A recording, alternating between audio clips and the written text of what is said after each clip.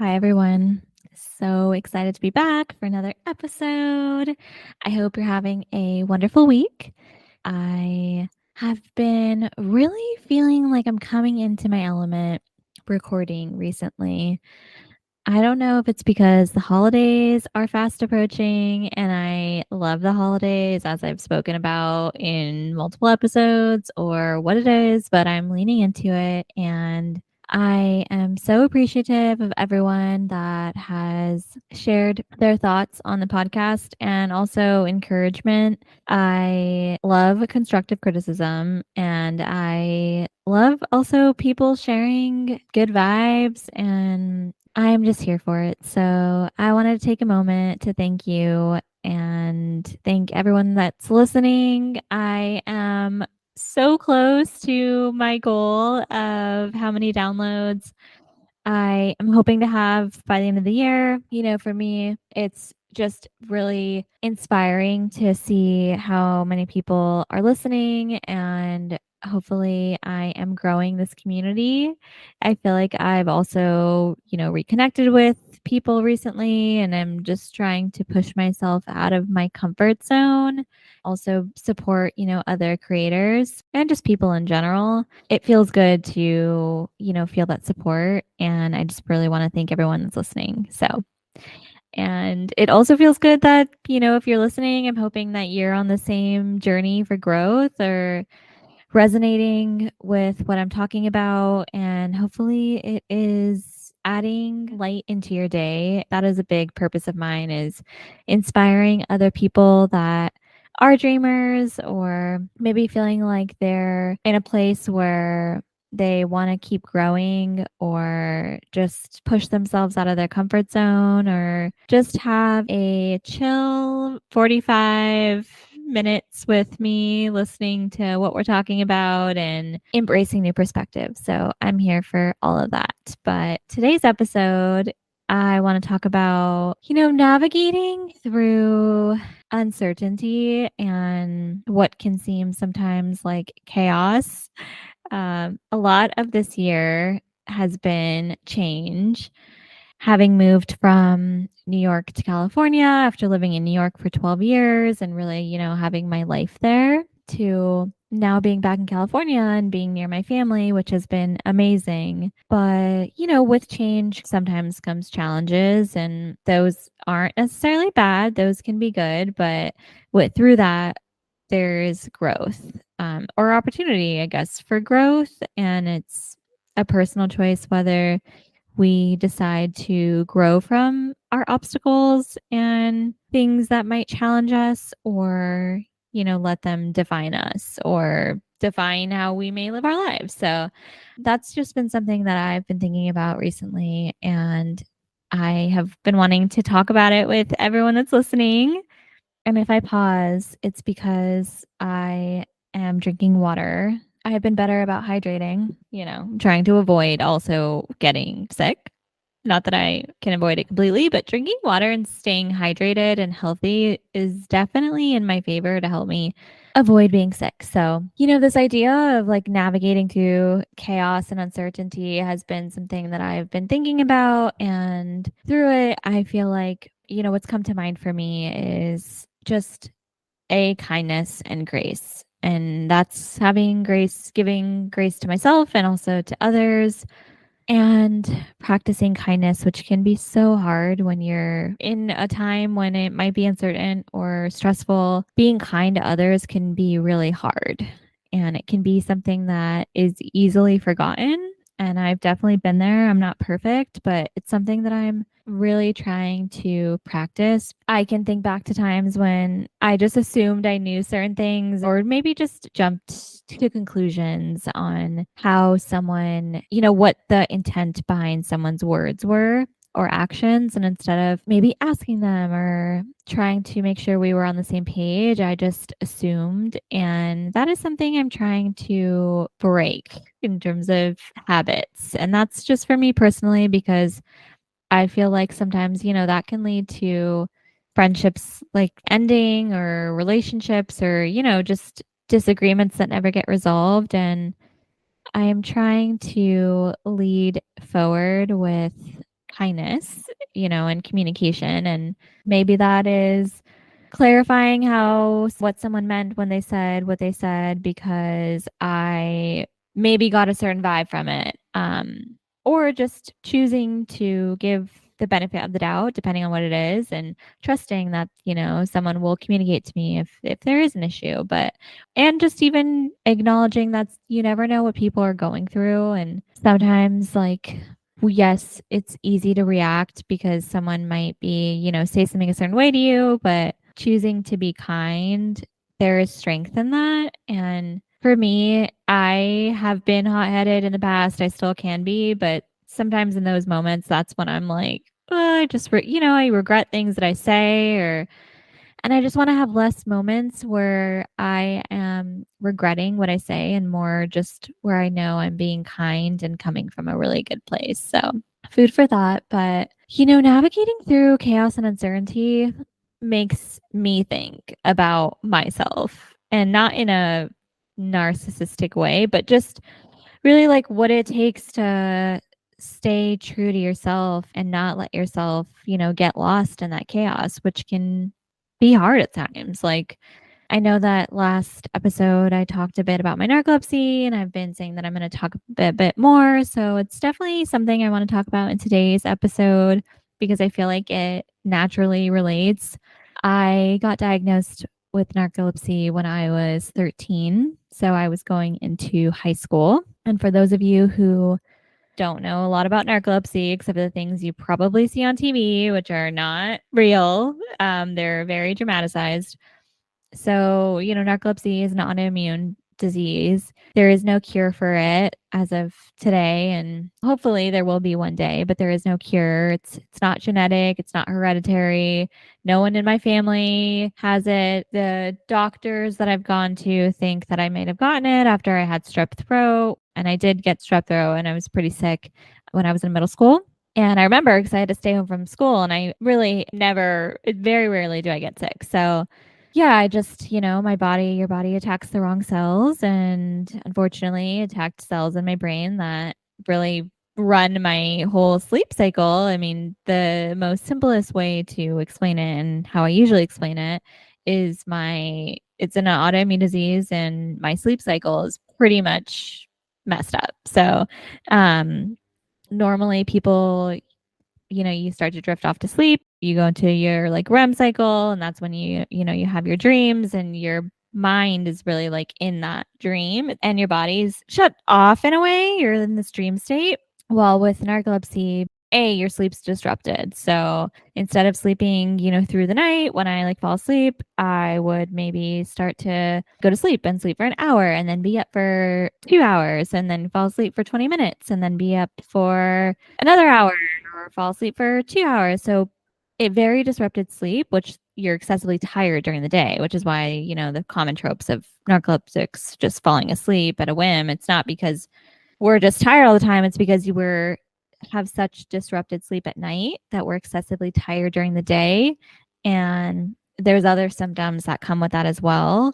But for me, when I was 13, I would be laughing and my knees would buckle. And I remember thinking to myself, this is odd. That's never happened before. So after probably was a few weeks, or who knows at this point, but I mentioned something to my mom, like, is this normal? And she was like, no, that's not really normal. And luckily my mom is in the medical field, and she's one of the smartest people I know. So I had an advantage in that way, which I acknowledge, that she was already more well versed with the medical field. I mean, she's a physician assistant. She works in a hospital. So she did research, and then we went to the doctor, and then, I had to see specialists. There were sleep studies involved. It took a year for me to get diagnosed. So that whole freshman year, I was still taking normal classes, like playing soccer. I was on the high school soccer team at that point, and playing club soccer. So I was doing my best to get by without, getting proper sleep. And luckily I was able to get medication after a year. I know some people go through having narcolepsy, for 15, 20 years, sometimes their whole lives, because they can't figure out what's wrong with them. Especially narcolepsy, what I learned is it's very hard to diagnose. It gets mistaken sometimes for a lot of different things, like depression, or just lots of things. So That's just me going to say that narcolepsy at face value is not what you see on TV. It's very nuanced, and it is one of those disabilities that are invisible. So it can be easy to be overlooked, but you can live a great life. And that was something that I decided many years ago to do. I definitely had, dark days when I just used to think to myself, why me? Like, what did I do to deserve this? Or couldn't this have happened to me later in life? But I'm thankful that I had people in my life that helped me see past this and have overcome obstacles themselves and, had a choice of whether you can let something impact your life and define you and basically just decide how your life is going to be, or you can overcome the obstacle and you can take life back in your own hands and live a great, full, happy, healthy life. And I decided to go that route. So thank you. I feel like you know who you are, that were with me during those dark days. And they were not my best days, but, I also was doing my best. And no one really prepares you for how to deal with these life really. You can prepare, but especially these life-changing things that happen, it's hard to prepare for those, especially, at any age. So, on a positive note, and it's funny to think about now, full circle moment, but I'm going to make something of my life, and I think I have, but I think that's maybe why I'm so inspired to empower other people and women especially, that, we can overcome our obstacles and go after our dreams. It does take a lot of work and conscious effort, but it's doable and it's amazing if you do it. And, sometimes for me, I feel like I don't want to say like challenges motivate me even more, but you have a vision of maybe what your life could be and you have some power to make it a reality. For me, that's always been just enough. Like if I could see it and visualize it and know like I have some agency and I can take power in my own hands, like I think I can do it. Is it going to always be easy? Maybe not, but there's a choice and I have a choice in what my future is. So looking back one day, I want to be like, yeah, I did me and I just did amazing things. That's like something I think about. I just want to feel fulfilled in the things that I did and keep pushing myself, because there were times when I was like, I'm never going to be able to do anything, drive, or like go to college away from my family because I'm going to need them because of my narcolepsy and who knows. And that path is something that I feel like can be crippling. And I just want control. Maybe I like control too. So maybe that's probably something. But resilience and surviving is how I have part of how I've survived, because I feel like I've had to, because I didn't want to like be put in a box. So having narcolepsy has definitely at a young age gave me a life lesson and how to navigate through uncertainty. And it wasn't my most graceful way to navigate through uncertainty, but now that I'm older and going through different challenges, I just want to inspire other people that you can make it through, even if it feels like you can't. Um, there's always a choice, and you can always pivot. Like, you may feel like you're in a situation where you've already made all of these choices and you're down this rabbit hole. Like, how can you, turn back?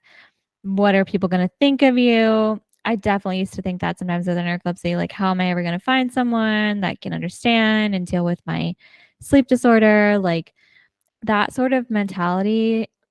And I'm thankful for, my loved ones who helped pull me out of it and showed me like, you can't go down this path. I can't spend all of my time and energy, thinking about the things that I don't want to happen to me. So that is just me saying that lean on your loved ones, and who cares what people think? Like, yes, be mindful of others, but if someone's going to judge you, go for it. Like, people love to judge sometimes, and I think obviously everyone has a right to their own opinion, but just try to see past that. If you really want to, make a change or pivot, just do you. Stay true to yourself, and I think you can't go wrong there. I mean, I'm 30 and have been staying true to myself, and I feel like I've had a great life so far. Has there been ups and downs? Sure, but I fuck with people who fuck with me. So stay true to yourself and own your truth, and you will find your tribe. But own your truth. If you're not owning your truth, if you're owning someone else's truth, if you're living some life that someone else wants you to live, or you think someone else wants you to live, that's not owning your truth. So you really have to think about like what is your truth, and if you're owning it, good for you, because it is hard to own your truth. It's not an easy thing. It can be easy. I think if you just lean into it, I mean, the easy thing is just to lean into it, but I acknowledge that if that hasn't been normalized for you, or you maybe aren't in a safe space where you feel like you can own your truth, that can be challenging, but at the end of the day, you are your own person. The choices you make, whether they have an impact, that's totally valid, but we got one life. So live it up. Like, please, especially us women, because we have enough shit we have to deal with. Like, men do too, but just basic like biological things like biological clocks, people trying to control our rights to our own bodies, periods in general. The list goes on, but do you, if you take anything away from today's episode, it is that we need to be kind to ourselves and not living for like, oh, one day I'll start doing that, but just, start doing it today because you got one life. And while I do believe that there is an afterlife out there, I'm like, you're also in this current life, and the planet is, the state of the planet. So maybe like just start today. But and positive affirmations are your friend. They're my friend. I love positive affirmations. I love surrounding my life with things that inspire me and keep me motivated, keep my vibes high. Positive affirmations are your friend.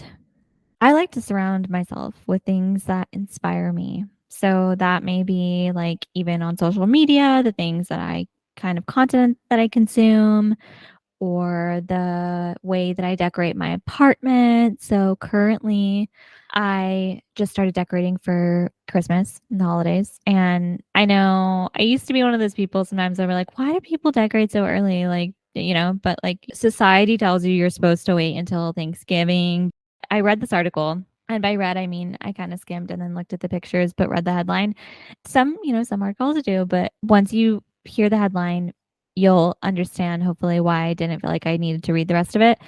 The gist of it was that there's a study that if you decorate earlier for the holidays, it could be linked to increased happiness. And I was like, that tracks for me because I love the holidays. So decorating earlier 100% would lead to more happiness for me. Usually I'm like, okay, it's Thanksgiving. Can I get my tree today? Like, can I start today? Oh, maybe not because I'm supposed to wait till Friday. Oh my gosh, seeing that article, I was like, that's all I needed. So on this episode's going to come out on November 8th. So by the time this episode comes out, I will have been living with my Christmas decorations for about a week, and it's magical. I actually have to get some more decorations because last year I held off on buying too many things since I knew I'd be moving. So this year, and, we have a little bit more space, so I'm just gonna invest in some small things because I love the holidays, so I'm here for this, and I do feel like it's made me happier. By the time this episode comes out, I will be 1 weekend, but even just after 1 day, seeing all of the small little Christmas decorations, I'm like, I don't know, it's something about this season that, and it's not even just the gifts, I think it's just everything about it. We talk about kindness more and joy and just, gatherings and with my loved ones. I just love also the decorations. I've always loved home decor, and growing up, I used to decorate the tree with my mom. We'd put the tree up together and we'd put the ornaments on the tree, and we'd get an ornament like every year for a few years, and that was really fun. When we would go travel, she would buy a Christmas ornament and then put it on the tree the next year, and that's something that I still do to this day. So I have a ton of ornaments on my Christmas tree actually from other countries. I don't just get the normal ones that are like they say, the place or the not the most basic ones. I like to find some that are usually made by local artists that, just unexpected. And I love looking at my tree because it just reminds me of all these places that I visited and, I love to travel. So that's probably has something to do with why I love Christmas so much because, there's so many months of the year that those ornaments sit in a box. So I'm always very excited to get to dust them off, and I can't wait to get a tree. I'm hoping that I have one before Thanksgiving, but I also like want to keep it for as long as possible. So I'm thinking about getting a live one, which are super annoying to deal with, but I love the smell of a live tree. I know that's not the most sustainable thing, but part of me is like, they're going to cut these trees down anyway. So can I just get one this year and then we'll, figure that out eventually? But that just all goes to say that it starts with you and, surrounding yourself with content and things and activities and people that, lift you up and keep it real with you, but also let you dream. And I think for me, I personally like to surround myself with those type of people because I want to be around people that don't hold me back. And that can be really hard to make that decision to not be around those types of people. But I feel like I have spent years feeling obligated to be around certain people and sadly sometimes family, and it can be really hard to make the decision, but I'm also like life is so short and long and there's only so much time and energy, that I have, and I just want to be more intentional with how I spread it and who I spread it with. And I'm going to make an effort to have a relationship with you. If you are going to make no effort to have a relationship with me, we may not have a relationship. And that is not my intention. But for me, relationships, we're invested in each other. We both like want to be friends or, just want to be in each other's lives. Those are the type of relationships that I want to have. And for me, that is healthy for me. And so now that, the older I've gotten, I'm like, I have a choice.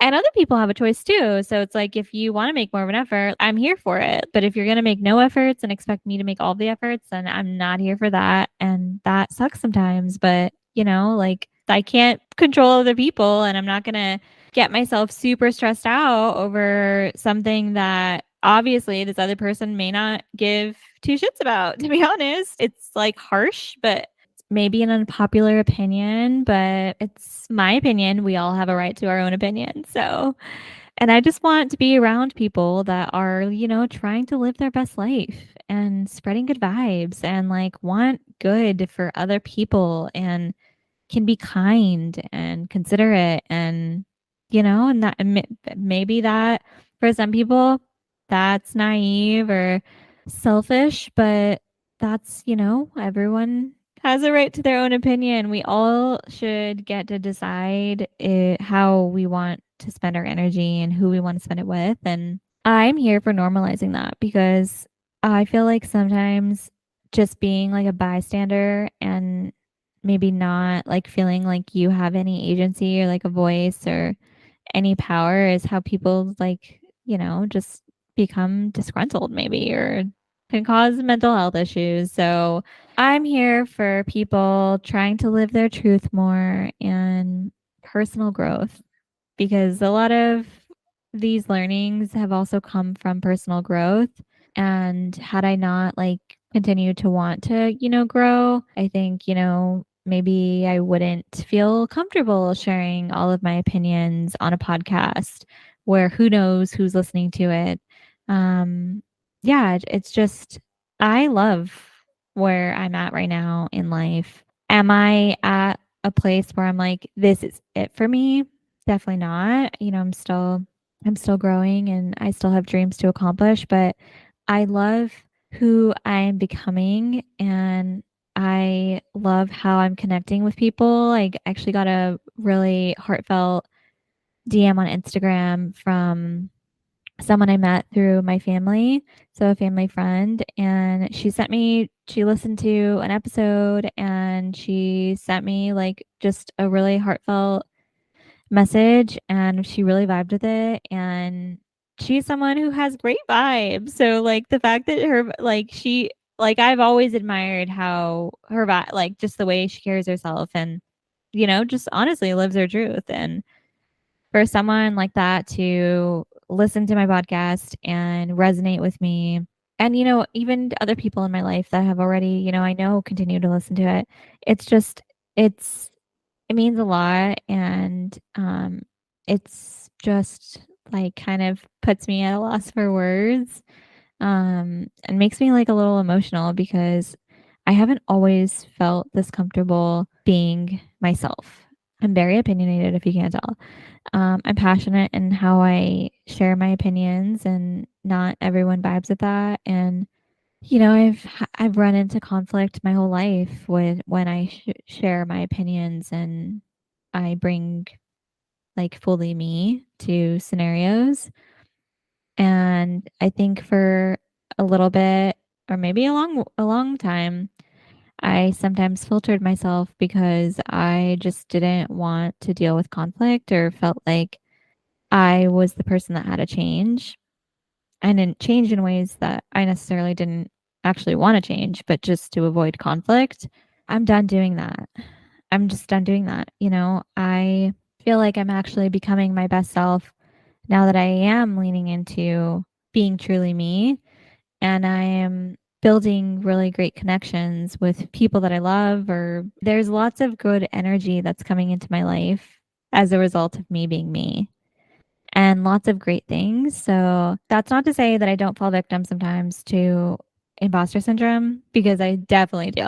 And I'm still growing. As anyone that's been listening, or maybe this is your first episode, we're all a work in progress. I'm still growing. I've been on my personal growth journey for a couple years now.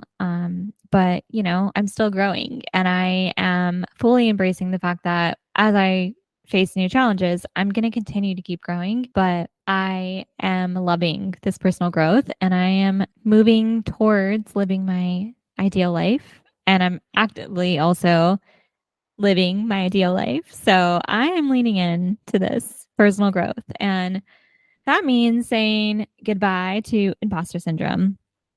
While that can be hard and it's like an off and on relationship sometimes, is how I feel because I will have like weeks where I'm like, all right, I am hot shit. I am doing my thing. I'm killing it. I have a podcast that I love and I'm connecting with more people and I'm sharing my voice and I'm talking, which I also like to do.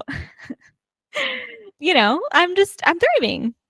And then I have days, even maybe a moment sometimes in my day where I'm like, imposter syndrome is coming for me. I'm like, am I ever going to get to retire? Am I ever going to buy a house? Just, I start to think about the future and I just sometimes, you encounter certain things and you're like, oh, just, am I trying to make something happen that's like not going to happen for me? Like, am I, and those are times when I'm very thankful for having loved ones around me that, if needed, will pull me out of this potential slump, but also truly in myself as well. I think back to like things that I've overcome already in my life. And everyone has different obstacles. So, there might be people that have to overcome harder things. And it's not who's dealing with the hardest thing today or a race or a challenge, but it's also gives me perspective. Like, what excuse do I have? I could make excuses for why I might decide to do something or why I can't continue to do something or just put myself down. But at the end of the day, like, I want to be kind to myself and I am kind to others. And so if I'm kind to others, I need to also save some of my kindness for myself, even when I maybe feeling like I don't want to be kind to myself because I want to give in to these intrusive thoughts. So that is just me saying that imposter syndrome, it's definitely a thing. That's a work in progress relationship as well. But we have a choice in how much, we let it control our lives.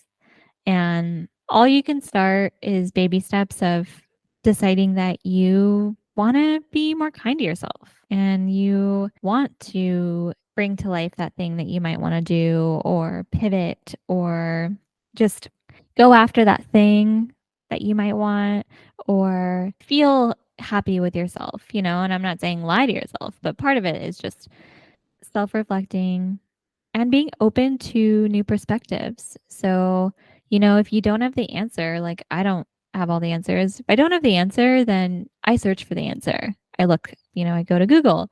I listen to lots of podcasts. And even before I was in a relationship, I started listening to podcasts, like lifestyle podcasts. Nick Viall has one. I had watched The Bachelor. I was like, I know about this guy, but I gave him a chance and I was like, oh, he has lots of great advice actually. And he's had lots of experiences. So he has perspective to share. And I was open to hearing that. And other women too. Girls Gotta Eat. I've talked about them. They have been so open and vulnerable. They talk a lot about their life, their sex life. I mean, I've learned so many things about myself as a woman through their podcast because they also have lots of speakers on, whether it's psychiatrists or gynecologists, just legit people that know what they're talking about. And I have learned a lot and I'm very thankful to them for being so open and honest and vulnerable and unapologetic about how they live their lives. So, surrounding myself with people that are trying to, live their truth has really helped me like kind of get even out of that imposter syndrome mindset. And I'm not saying like, it's a switch you can flip, but it is like you can decide. You can decide to love yourself and take baby steps. And for me, some of those are positive affirmations, surrounding myself with positive statements, whether that's my wallpaper, that's a vision board, which I'm happy to share. Rose and I shared earlier this year, Rose, my old co host, but happy to share the vision boards. I love it. I'm definitely going to do a new one in the new year. And yeah, just positive affirmations, visuals, sayings, just things that are bring me light and life and fill my cup up and things that serve me. So that is those are some of the ways that I navigate through, uncertainty and try to overcome imposter syndrome. I think it's definitely doable and I admire everybody that is actively practicing it. If you're not, you can try to do something different today and do one thing that will be kind to yourself. Whether that's buying yourself Starbucks or, telling yourself something nice as you look in the mirror, or just taking 15 minutes to give yourself some me time. Maybe you're not going to cook dinner today. Maybe you're going to work out. That's something for me because I need to start working out, which is, me being kind to my body. So just me staying true to myself and trying to navigate even when I feel like, the day has already gone away and there's so much in my mind and that I'm just like, where do I even start? And I just need to sit down and like close my eyes. And I think Margot just got home because I can hear him in the kitchen. So I'm hoping he's making dinner for us, hoping he's starting dinner. He recently started a new job and he goes into the office now. So I am home alone. I'm home alone during the day, which has been like kind of nice actually because I can like work from wherever. Like before Marco and I moved in together, I was living in my own apartment, so I could work from the kitchen. I wouldn't have to use my headphones, just like be wherever I want. And when he was here, like, pretty much I could do a lot of that too, but he was also working remotely, so I would try to be more conscious of it. But now I'm like, "Party." Kind of. It is I feel like a little bit more time away from each other, I think will do us good because we went from being long distance to moving in together when I and spending a couple months in New York, and then we moved across the country, and then we moved in together, and we were both had remote jobs. So I think it's just gonna be nice for him to also, like, potentially make some friends and for us to just get excited to see each other at the end of the day. Because I feel like we used to have these, like, anticipation moments when I would go visit him or he would come visit me, and it was always exciting, again, to, like, see him, even though I would talk to him every day and FaceTime with him, like, most days, but, um, yeah, I just think, I'm learning that part of maintaining a good, healthy relationship, I think, is also just making sure you're making conscious efforts to keep trying and keep growing with the person and just time for the person, especially during uncertain and chaotic times. It can be really easy to get lost in it and get sucked into your own world that you forget um you forget to nurture the other relationships in your life. If and For me, I value, my relationship with him and also my family and friends. So, yeah, maybe I'm nurturing them a little bit less, but also just making sure you're nurturing relationships. It's so important. And maybe people do teach you how to do that. I feel like I'm still learning how to balance being, in a relationship and my life. And then when I was in New York, it was just me and Marco. So we were in our own little world, with my friends. But now that I'm near my family, it's my family too. And that's a whole nother dynamic. And I'm very family oriented. So, nurturing relationships that are important to you and trying to help people grow that are around you, not in a pushy or overbearing way, but just for them to help, like, live their best life. That can be challenging, but that is something that I am trying to learn and tread lightly on, but also just make sure that people know that I am always there for them, the people that are in my corner, because I love hard and I I love to talk, and that is a good and a bad thing because I feel like I can be on FaceTime with my family for, like, hours and be perfectly happy chatting with them, catching up, because I don't talk to them every day, like, we'll text sometimes, but just getting FaceTime with them and connecting, it fills my cup up. So, that being said, sometimes I just, there's only so much time of the day to connect with people, and it can be easy to just get lost in the moment, but trying to be more intentional with our time here. I am going to be wrapping it up. I love you all, and I hope you enjoyed this episode. We bounced around a bit. You learned more about me, my narcolepsy. There's definitely more to that story, but I don't want to, put you to sleep. JK. But seriously, there is more to the story. So I will be sharing more and when it naturally makes sense. But if you haven't left a review or rating wherever you're listening, please do. I would love and appreciate it. As you can see, I really resonate with the feedback that I'm getting, and it doesn't need to be all positive. I just want it to be honest so that I can reflect and keep that in mind, because people who are listening, you do matter to me. I obviously am trying to stay true to myself and talk about things that are natural to me, but aligned with my personal growth journey and provide a different perspective, which is just, my personal perspective. So if you want to leave a review or rating, I would greatly appreciate it. And until next week, talk soon.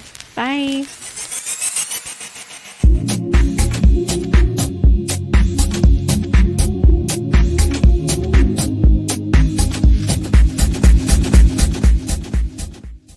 Music and editing done by Marco. You can find him at midnight, MIDNITE_mind80 on Instagram for more of his work.